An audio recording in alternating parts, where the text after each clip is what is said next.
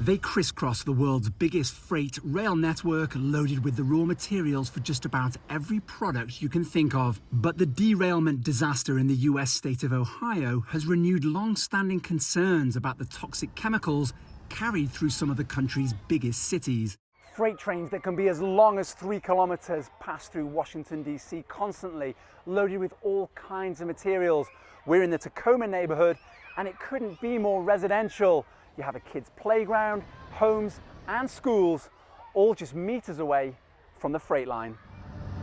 CSX is one of the 7 major US rail freight operators. In 1987, it was responsible for 2 derailments in Tacoma within 3 months of each other, one of them next to the Metro line.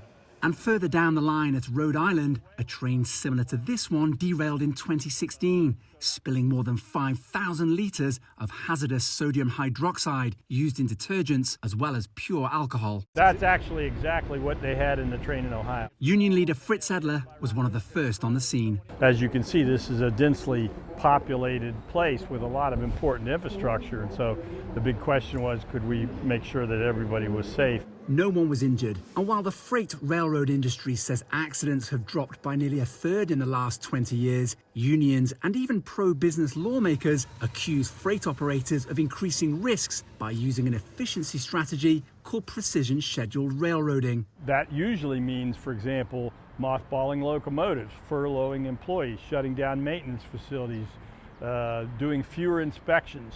And running huge trains several kilometers long with fewer crew than before the advent of PSR. Although the Ohio train run by Norfolk Southern had 2 crew plus a trainee, they did not appear to have spotted a fire breaking out on board almost 45 minutes before the crash. There's definitely something going on with the water, and I don't even know that I want to go back. In East Palestine, residents who were evacuated continue to fear for the long-term health impact of the toxic chemicals released by the derailment, despite authorities telling them their air and water are safe. Wow. And Fritz is not optimistic about how future disasters on this scale can be prevented. How much do you think the public are aware of not only what these trains are carrying, but perhaps how few personnel are on board? They're not aware. This is going to happen again. It's going to happen more frequently. And one of the things we know is that this is a result of PSR. CSX did not respond to repeated requests for comment.